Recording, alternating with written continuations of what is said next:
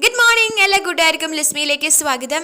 നമ്മൾ ഇന്ന് ഡിസ്കസ് ചെയ്യാൻ പോകുന്നത് റിച്ചാർഡ് തേർഡ് എന്ന് പറയുന്ന വില്യം ഷേക്സ്പിയറുടെ King Richard third, a very famous historical play ആണ്.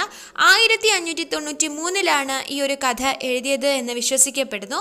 ഇതൊരു ട്രാജഡി ആയിട്ടാണ് ക്രിട്ടിക്സ് ഒക്കെ കണക്കാക്കുന്നത്. അതുപോലെ തന്നെ second longest play by Shakespeare, അതും റിച്ചാർഡ് തേർഡ് ആണ്. അപ്പോൾ നമുക്കിനി കഥയിലേക്ക് പോകാം. അപ്പോൾ നമ്മുടെ കഴിഞ്ഞ ക്ലാസ്സിൽ ഹെൻറി ദി 6 പാർട്ട് 3 നമ്മൾ അവസാനിപ്പിച്ചത് എങ്ങനെയാണെന്ന് വെച്ച് കഴിഞ്ഞാൽ, എഡ്വാർഡ് രാജഭരണം ഏറ്റെടുത്ത് രാജാവായിട്ട് വാഴിക്കപ്പെടുകയാണ്. അതുപോലെ എലിസബത്ത് രാജ്ഞി ഉണ്ട്, എലിസബത്തിനെ മാരേജ് ചെയ്യുന്നു. അങ്ങനെ എലിസബത്തിന് ഒരു കുഞ്ഞുണ്ട്. അങ്ങനെ അവർ സന്തോഷമായിട്ട് നാട് മുഴുവൻ സെലിബ്രേറ്റ് ചെയ്യുന്ന ഒരിടത്ത് വെച്ചിട്ടാണ് നമ്മൾ ഹെൻറി ദി 6 പാർട്ട് 3 അവസാനിപ്പിച്ചത്.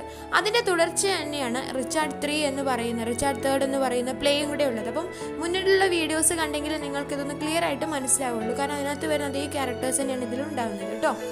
ഇവിടെ എഡ്വാർഡിൻ്റെ ബ്രദറാണ് റിച്ചാർഡ്. ഓക്കെ, അപ്പോൾ റിച്ചാർഡ് എന്ന് പറയുന്നത് ഒരു കൂനുള്ള അഗ്ലി ആയിട്ടുള്ള ഒരു മനുഷ്യനാണ്, ഒരു ആളാണ്. The play begins with Richard Gloucester standing in a street. ഒരു തെരുവിൻ്റെ വെളിച്ചത്തിൽ, അരണ്ട വെളിച്ചത്തിൽ റിച്ചാർഡ് നിൽക്കുന്നിടത്താണ് നാടകം ആരംഭിക്കുന്നത്. റിച്ചാർഡ് എന്ന് പറയുന്നത് ഗ്ലൗസിസ്റ്ററിലെ ഡ്യൂക്കായിട്ട് എഡ്വാർഡ് അവരോധിച്ചിട്ടുള്ള ആളാണ്.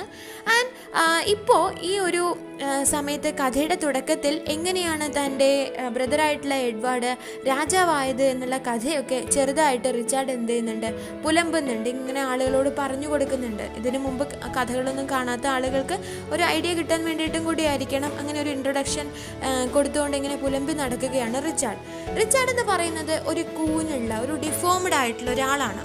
ഓക്കെ, ആർക്കും ഇഷ്ടമില്ലാത്ത ഒരാളാണ്. അപ്പം ഈ നാട് മുഴുവനും എഡ്വാർഡിൻ്റെ ആഘോഷങ്ങളും സെലിബ്രേഷനും കൊറോണേഷനും ഒക്കെ ആയിട്ട് എല്ലാവരും ഇങ്ങനെ ഭയങ്കര ആഘോഷിച്ചുകൊണ്ടിരിക്കുന്ന സമയമാണ്. ഈ സെലിബ്രേഷൻസ് ഒക്കെ താൻ നശിപ്പിച്ച് ഈ നാടിൻ്റെ വില്ലനായിട്ട് അവതരിപ്പിക്കുമെന്ന് റിച്ചാർഡ് പ്രതിജ്ഞ എടുക്കുകയാണ് ആ തെരുവോരത്ത് വെച്ചിട്ട്. അങ്ങനെ ലേഡി ആനിനെ തൻ്റെ ഭാര്യയാക്കുവാൻ വേണ്ടിയിട്ട് റിച്ചാർഡ് ശ്രമിക്കുന്നു. ഈ സമയത്ത് ലേഡി ആൻ തൻ്റെ ഭർത്താവിൻ്റെയും ഭർത്തൃപിതാവിൻ്റെയും, അതായത് കിങ് ഹെൻറിയുടെയും അതുപോലെ തന്നെ അദ്ദേഹത്തിൻ്റെ മകനായിട്ടുള്ള ഹെൻറി 6 ഉണ്ടായിരുന്നു. അപ്പോൾ ഇവരുടെയൊക്കെ മരണത്തിൽ, ആ ഒരു ഫ്യൂണറലിൽ, ആ മരണാനന്തര ചടങ്ങിൽ പങ്കെടുത്തുകൊണ്ടിരിക്കുകയാണ് ലേഡി ആൻ. അവിടെ അവൾ കരഞ്ഞ് ലെമൻറ്റ് ചെയ്തിട്ട് ഇങ്ങനെ നിൽക്കുന്ന സമയത്താണ് റിച്ചാർഡ് അവിടേക്ക് ചെല്ലുന്നത്. അവിടെ ചെന്ന് അവളോട് കുറേ കാര്യങ്ങൾ കൺഫസ് ചെയ്യാണ്, എന്നോട് ക്ഷമിക്കണം എന്നെല്ലാം പറഞ്ഞ് റിച്ചാർഡ് ലേഡി ആനിനോട് ഒരുപാട് കേണപേക്ഷിക്കുന്നു. ആദ്യമൊന്നും ലേഡി ആനിന് ഈ റിച്ചാർഡിൻ്റെ പ്രവർത്തനങ്ങളൊന്നും ഇഷ്ടമാവുന്നില്ല. ഷീ സ്പിറ്റ്സ് അറ്റ് ഹിം, അവൻ്റെ മേലെ തുപ്പ് വരെ ചെയ്യുന്നുണ്ട് ലേഡി ആൻ. പക്ഷേ റിച്ചാർഡ് വിട്ടുകൊടുക്കാൻ തയ്യാറല്ല. കാല് പിടിച്ച് ഒരുപാട് കരയുന്നു. എന്നിട്ട് പറയുന്നു, എന്നെ കൊന്നോളൂ, നീ കൊന്നു കഴിഞ്ഞാൽ എനിക്ക് പുണ്യമാണ്, എനിക്ക് പുണ്യമരണം കിട്ടും, നീ എന്നെ കൊല്ല് എന്നൊക്കെ പറഞ്ഞ് ആനിനോട് കുറേ കാല് പിടിക്കുകയാണ്. ആ സമയത്ത് ഷീ റെഫ്യൂസസ് ദാറ്റ്, അതൊന്നും ചെയ്യാൻ താൻ തയ്യാറല്ല എന്ന് ലേഡി ആൻ പറയുന്നു. ഒടുവിൽ ഇയാളെ കൊണ്ട് സഹി കേട്ട് അയാളെ വിവാഹം ചെയ്യാം എന്ന് ലേഡി ആൻ പറയുന്നു. ഇയാൾ പറയുന്നുണ്ട്, എനിക്ക് നിന്നെ വിവാഹം കഴിച്ചാലേ, നിനക്ക് ആരും ഇല്ലാതാക്കിയത് ഞാനല്ലേ, അപ്പം ഞാൻ വിവാഹം കഴിച്ച് കഴിഞ്ഞാൽ നിനക്ക് ഒരു കുഴപ്പവും ഉണ്ടാവില്ല, നിന്നെ ഞാൻ എൻ്റെ റാണിയാക്കി വാഴിക്കാം എന്നെല്ലാം പറഞ്ഞിട്ട് അവസാനം അവളെ വിവാഹം കഴിക്കാൻ തയ്യാറാവുന്നു. അങ്ങനെ അവൾ അയാളെയും വിവാഹം കഴിക്കാൻ റെഡിയാവുന്നു. അങ്ങനെ അവരുടെ വിവാഹം കഴിയുന്നു. ഈ സമയത്ത് റിച്ചാർഡ് സദസ്യരോട് പറയുന്നത് മറ്റൊരു കാര്യമാണ്. കാരണം റിച്ചാർഡ് എന്ന് പറയുന്നത് ഇങ്ങനെ ഉദ്ദേശശുദ്ധിയോടുകൂടി വന്നിട്ടുള്ള ഒരാളല്ല. ഒരിക്കൽ ഹീ വിൽ ഡിസ്കാർഡ് ഹർ, അവളെ കൊണ്ടുള്ള ആവശ്യം കഴിഞ്ഞ് കഴിഞ്ഞാൽ തീർച്ചയായും അവളെ ദൂരെ എറിയുമെന്ന് ആളുകളോട്, സദസ്യരോട് മാത്രം പറഞ്ഞ് റിച്ചാർഡ് അവളെ വിവാഹം കഴിക്കുന്നു. അങ്ങനെ അവർ വിവാഹം കഴിച്ച് പോകുന്നു. ഈ സമയത്ത് കൊട്ടാരത്തിലെ അവസ്ഥ ആകെ വഷളാവുകയാണ്. ക്യൂൻ എലിസബത്തിൻ്റെ ഫ്രണ്ട്സും റിലേറ്റീവ്സും ഒക്കെ കൊട്ടാരത്തിലേക്ക് ഇങ്ങനെ വരാൻ തുടങ്ങി. കാരണം എഡ്വാർഡിൻ്റെ ഭാര്യയാണിപ്പോൾ എലിസബത്ത്. അപ്പോൾ അവളുടെ ഒരുപാട് ഫ്രണ്ട്സും ഉണ്ട്, റിലേറ്റീവ്സും ഉണ്ട്. അവരെല്ലാം ഇവിടെ വന്നിട്ട് ഭയങ്കര ആൾക്കാരായിട്ട് ഇങ്ങനെ വാഴുന്നത് കാണുമ്പോൾ ആർക്കും അത്രയ്ക്ക് ഇഷ്ടപ്പെടുന്നില്ല. ആർക്കും ഇഷ്ടമാകുന്നില്ല എന്ന് വെച്ചാൽ അതുപോലെ തന്നെ റിച്ചാർഡിനും തീരെ ഇഷ്ടപ്പെടുന്നില്ല. ഇതിനിടയിൽ റിച്ചാർഡ് എല്ലാവരും തമ്മിൽ തെറ്റിക്കാനുള്ള കാര്യങ്ങളും ചെയ്തുകൊണ്ടിരിക്കുകയാണ്. എന്ന് വെച്ചാൽ എലിസബത്തിൻ്റെ റിലേറ്റീവ്സിനോട് എഡ്വാർഡിൻ്റെ റിലേറ്റീവ്സിനെ പറ്റി അവരൊന്ന് പറഞ്ഞുകൊടുക്കുക, തിരിച്ചും മറിച്ചും അങ്ങോട്ടും ഇങ്ങോട്ടും പണിയെടുത്തിട്ട് എല്ലാവരും തമ്മിൽ തെറ്റിക്കാൻ മാക്സിമം ശ്രമിച്ചുകൊണ്ടിരിക്കുകയാണ് ഈ റിച്ചാർഡ്. അങ്ങനെ ക്യൂൻ മാർഗരറ്റ് ഈ ഒരു സമയത്ത് തിരിച്ചു വരികയാണ്. കാരണം നമ്മുടെ ഹെൻറി 6 വിഡോ ആയിട്ടുള്ള ക്യൂൻ മാർഗരറ്റ് നാട് കടത്തിയിട്ടുണ്ടായിരുന്നു എഡ്വാർഡ് ഇതിനു മുമ്പ് അല്ലേ. അവർ ഹെൻറീനെ എല്ലാം കൊന്നു കഴിഞ്ഞിട്ട് മാർഗരറ്റിനെ നാട് കടത്തുകയാണ്. അപ്പം നാട് കടത്തിയ വിഡോ തിരിച്ചു വരികയാണ്. തിരിച്ചു വന്നിട്ട് ഇവിടെ വന്ന് എല്ലാവരോടും പറയുന്നു, റിച്ചാർഡ് ചെയ്യുന്നത് എന്താണെന്ന് നിങ്ങൾ അറിയുന്നില്ല. അവൻ നിങ്ങളെ തമ്മിലെല്ലാം തെറ്റിക്കാൻ വേണ്ടി ശ്രമിച്ചുകൊണ്ടിരിക്കുകയാണ്. നിങ്ങളെ ശപിച്ചുകൊണ്ടാണ് ഹെൻറി മരിച്ചിട്ടുള്ളത്. ഈ ഒരു ഡിനാസ്റ്റി അല്ലെങ്കിൽ ഈ ഒരു കുലം നശിക്കും എന്ന് പറഞ്ഞിട്ടാണ് ഹെൻറി മരിച്ചു പോയത്. നിങ്ങളത് മനസ്സിലാക്കണം. അതുകൊണ്ട് മുന്നറിയിപ്പ് തരാനാണ് ഞാനിപ്പോൾ വന്നിട്ടുള്ളത് എന്നൊക്കെ പറഞ്ഞിട്ട് ഒരുപാട് ആളുകളോട് പ്രൊഫസികൾ, എനിക്കിങ്ങനത്തെ പ്രൊഫസികൾ കിട്ടുന്നുണ്ട്, ഒരുപാട് പ്രവചനങ്ങൾ അവർ നടത്തുന്നു. എന്നിട്ട് അവരോട് പറയുന്നു ഇങ്ങനെയുള്ള ഓരോ കാര്യങ്ങൾ നിങ്ങൾ ശ്രദ്ധിക്കണമെന്ന്. പക്ഷേ എല്ലാവരും ക്യൂൻ മാർഗരറ്റിനെ കാണുന്നത് ലാൻകാസ്റ്റർ ഡിനാസ്റ്റിയുടെ ഒരു ഏതോ ഒഴിയബാധ പോലെ കിടക്കുന്ന അവസാനത്തെ കണ്ണി എന്ന നിലയിൽ ഇവരെ ആരും എന്ത് ചെയ്യുന്നില്ല, ശ്രദ്ധിക്കുന്നില്ല. എല്ലാവരും അവഗണിക്കുകയാണ്. ഈ ഒരു മുന്നറിയിപ്പിനെ ആരും ശ്രദ്ധിക്കുന്നില്ല. അവരവർക്ക് ഇഷ്ടപ്പെട്ട കാര്യങ്ങളൊക്കെ ഇങ്ങനെ ചെയ്യുന്നു. അങ്ങനെ റിച്ചാർഡിൻ്റെ ചെയ്തികളെക്കുറിച്ച് അവരിങ്ങനെ വീണ്ടും വീണ്ടും പറയുകയൊക്കെ ചെയ്യുന്നുണ്ട്. ആരും ശ്രദ്ധിക്കുന്നില്ല.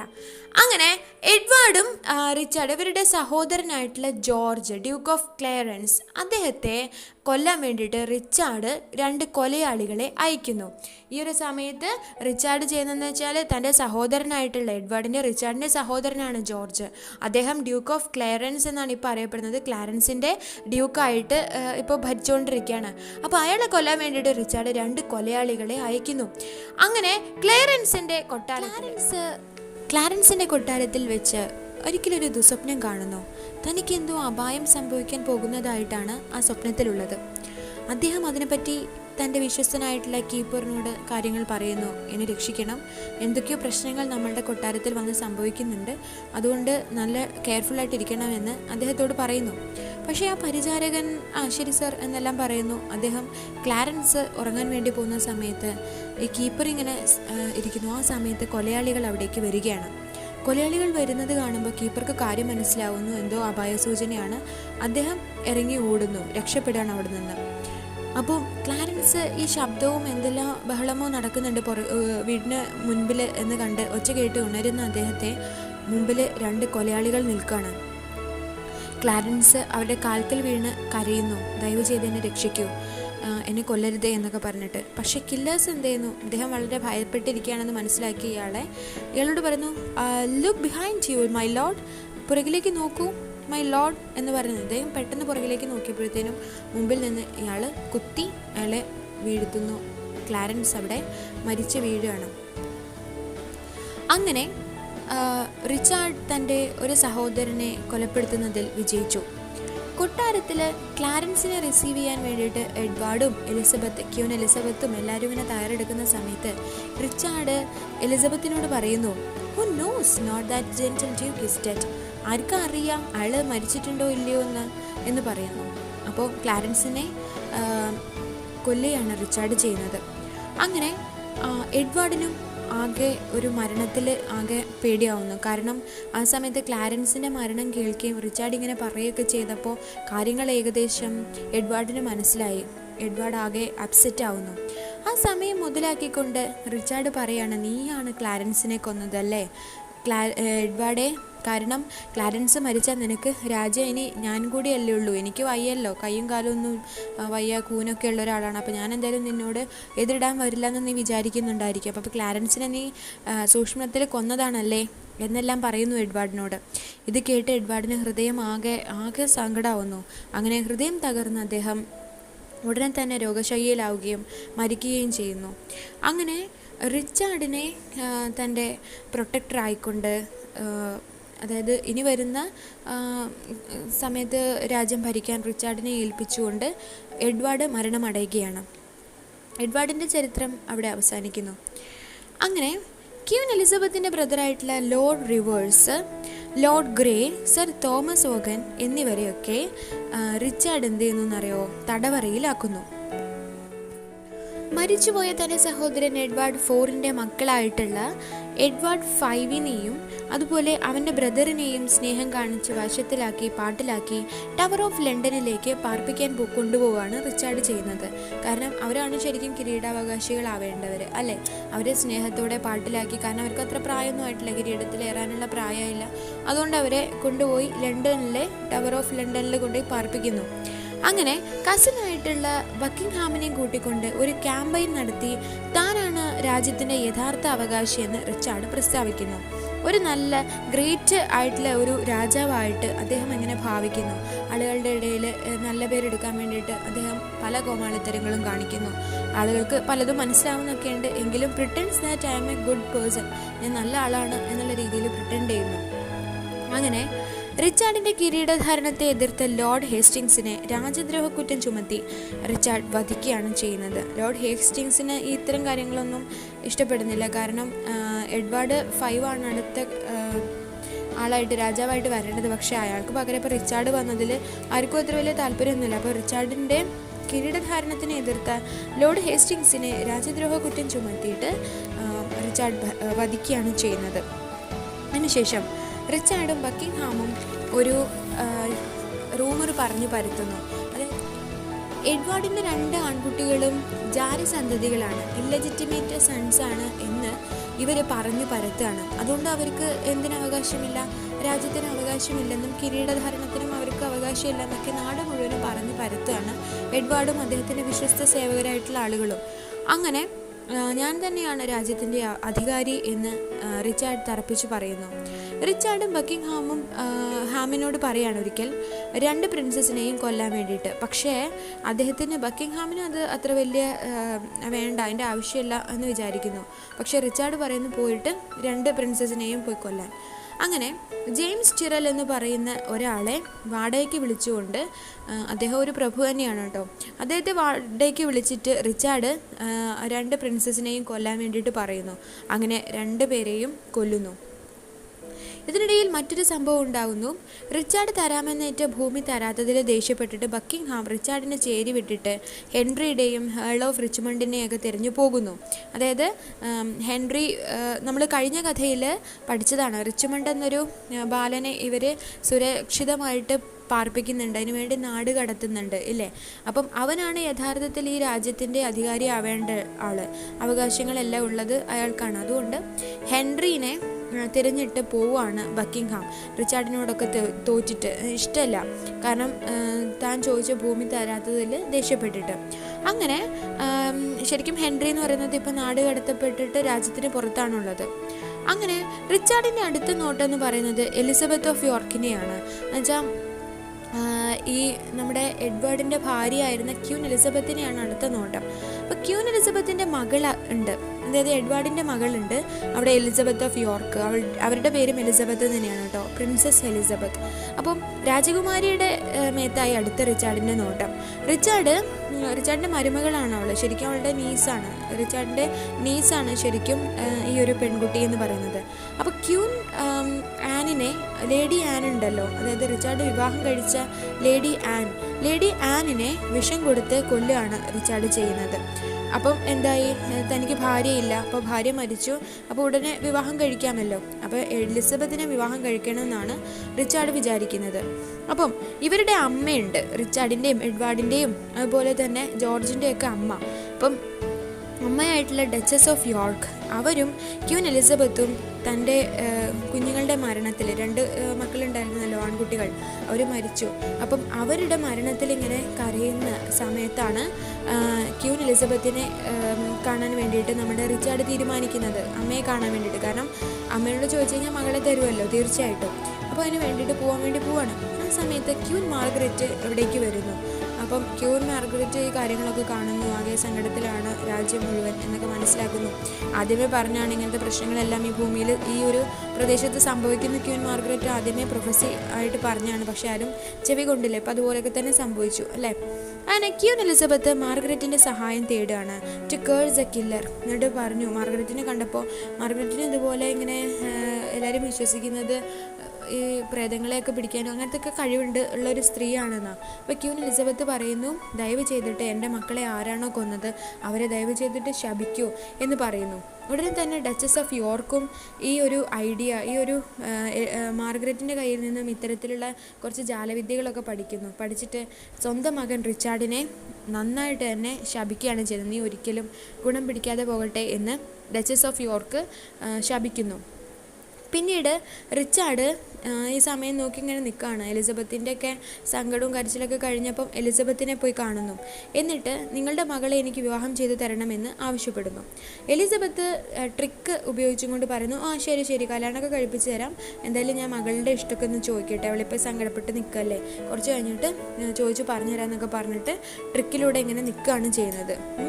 അപ്പം റിച്ചാർഡ് ഈ ഒരു സമയത്ത് നാട്ടുകാരുടെ ഇടയിൽ റിച്ചാർഡിന് ആദ്യം ഉണ്ടായിരുന്നൊരു പോപ്പുലാരിറ്റി ഒക്കെ ഇങ്ങനെ എന്ത് ചെയ്യാൻ തുടങ്ങി, പതുക്കെ മങ്ങലേൽക്കുവാൻ വേണ്ടി തുടങ്ങി.